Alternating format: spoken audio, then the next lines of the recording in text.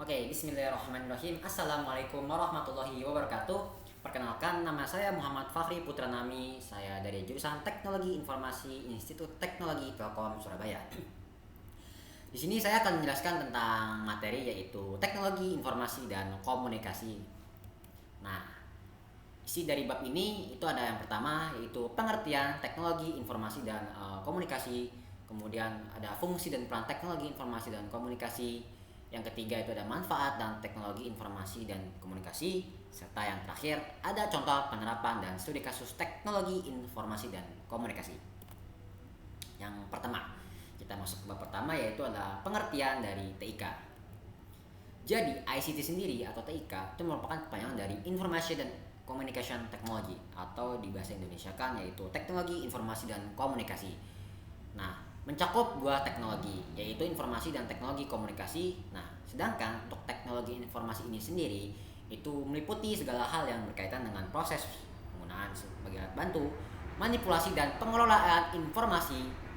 Nah, sementara untuk teknologi komunikasi adalah segala bentuk yang berkaitan dengan penggunaan alat bantu untuk memproses dan mentransfer data atau informasi dari suatu perangkat ke perangkat lainnya. Kemudian yang kedua, kita masuk bab kedua yaitu fungsi dan peran TIK. Nah, jadi fungsi yang pertama, fungsi ICT sebagai alat. ICT dapat digunakan sebagai alat untuk membantu manusia dalam menyelesaikan berbagai tugas dan pekerjaan. ICT dapat digunakan untuk mengelola data, membuat dokumen, berkomunikasi, dan mengakses informasi. Yang kedua, fungsi ICT sebagai sarana. ICT dapat digunakan sebagai sarana untuk meningkatkan kualitas hidup manusia dan membantu aktivitas manusia sehari-hari. Nah, ICT juga dapat digunakan untuk pendidikan, kesehatan, transportasi, militer, pemerintahan, dan berbagai aspek kehidupan dan bidang lainnya. Kemudian yang terakhir yaitu fungsi ICT sebagai media. ICT dapat digunakan sebagai media untuk berekspresi dan berkomunikasi, dan ICT juga dapat digunakan untuk membuat karya seni, menulis, dan berkomunikasi dengan orang lain dari berbagai belahan dunia. Yang ketiga, manfaat teknologi informasi dan komunikasi. Nah, yang pertama yaitu memudahkan pertukaran informasi dan komunikasi. Secara umum, manfaat TIK adalah melakukan pertukaran informasi dan berkomunikasi yang efektif serta efisien. Kemudian yang kedua, membantu proses pembelajaran. Teknologi informasi dan komunikasi memudahkan siswa dan mahasiswa serta tenaga pengajar untuk terlibat dalam proses pembelajaran. Yang ketiga, memudahkan proses jual beli. Bukan hanya itu saja, TIK juga mampu dalam melakukan proses jual beli menjadi lebih mudah, jauh lebih efisien serta efektif, dan juga cepat. Kemudian yang keempat, peningkatan layanan. Manfaat TIK bagi manusia adalah memudahkan layanan. Misalnya, kita tidak perlu lagi mendatangi ATM untuk transfer uang karena sudah ada layanan mobile banking. Yang keempat, contoh penerapan dan studi kasus TIK. Contoh penerapan dan studi kasus TIK di bidang teknologi informasi dan komunikasi itu banyak sekali, hampir di segala dan semua bidang penerapan itu dibutuhkan. Jadi implementasinya TIK itu atau ICT ini banyak banget ya di segala bidang. Ya misalkan seperti di bidang pendidikan, ekonomi, sosial, pemerintahan, kesehatan, transportasi, kemudian lain-lainnya gitu. Itu kan membantu semua kan dalam proses membantu aktivitas dan pekerjaan kita sehari-hari gitu. Jadi lebih mudah. Nah, namun dari sekian banyak yang saya hanya mengambil, maksudnya dari sekian banyak bidang gitu, saya hanya mengambil satu bidang studi yaitu di bidang penerapan TIK di transportasi gitu. Karena jujur saya lebih suka di bidang transportasi karena akhir-akhir ini kan penerapan teknologi intelligent transport system itu kan hampir diimplementasikan di seluruh kota-kota besar di Indonesia gitu.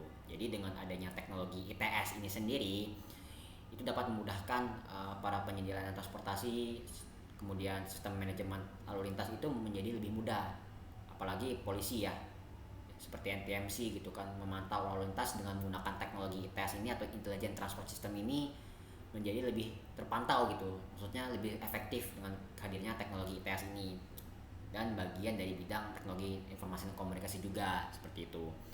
Baik, kita tonton saja video contoh penerapan TIK di bidang transportasi. Nah, yang pertama penerapan TIK, sebelumnya kita jelaskan dulu ya penerapan TIK di bidang transportasi itu. Jadi yang pertama itu adalah sistem informasi lalu lintas atau sistem informasi manajemen lalu lintas. Nah, sehingga dapat membantu petugas untuk mengatur lalu lintas mengurangi kemacetan secara real time lah ya. Kemudian yang kedua itu sistem navigasi, yang ketiga sistem manajemen armada, yang keempat sistem pembayaran transportasi, kelima mobil otonom, dan yang terakhir adalah transportasi berbasis internet. Dan baru kita saksikan video penerapan TIK di bidang transportasi.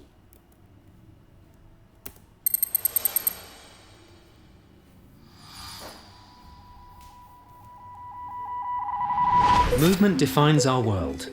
Billions of interconnecting journeys made every day, creating the most complex system on Earth. We want to travel further, faster and cheaper, to reach our destination safely and have goods delivered just in time from anywhere around the world. Space is powering a new era of intelligent transport, helping us address the impacts of our lives in motion and allowing different technologies to work together, creating seamless connectivity and pinpoint positioning. That means we'll know when our bus will show up. Data from satellites and ground-based sensors will tell operators and passengers where buses are in real time, which is especially useful in rural areas where services are less frequent. On board, passengers will have access to news, traffic updates, weather and entertainment, beamed via satellite. 64% of journeys are still made by car, with the average commute time nearly an hour. UK commuters spend 1 year of their lives getting to and from work. This is a burden on people and the economy. A host of new technologies are coming into play, however, that will fundamentally change the experience of travelling. They are all connected by space. 15 years ago, global navigation satellite systems revolutionized how we find our way about. Today, new satellite constellations will provide positioning to sub-centimetre levels of precision, making navigation even more accurate, while sensors embedded in junctions, bridges and buildings will give motorists real-time information instantly updated. Vehicles will also communicate to each other, sharing everything from instant traffic updates to localized weather reports. These technologies will usher in a new era of autonomous vehicles that will take away the drudgery of commutes and long motorway hauls. In future, we'll be hands-free and able to sit back, work, or even take a nap. When we get to our destination, cars will park themselves in pre-booked spaces and automatically begin recharging. This isn't some distant science fiction future. By 2017, all new cars, lorries and motorbikes will be able to automatically alert emergency services in the event of an accident, cutting response times. Satellites play a vital role in providing top cover, ensuring the system works everywhere, every time. That also includes ensuring that police, fire and ambulance services can talk to each other and share data easily and securely. Even before we set off on a journey, space will be there, helping. We'll plan trips involving very different modes of transport, cars, trains, bicycles or walking, and see them as a single event, along with alternative routes and last-minute updates. Air travel will evolve too. Thanks to satellite communications, air traffic control will have far more accurate arrival times, so on-the-ground delays and congestion are greatly reduced. After takeoff, space data will help aircraft route around bad weather or take advantage of favourable tailwinds, shortening journey times and cutting fuel costs. And on board, Wi-Fi will be an unremarkable reality for all passengers, not just a perk in business class. The way we travel is changing, thanks to space. It's just one example of how we're innovating for a better world, empowered by satellites.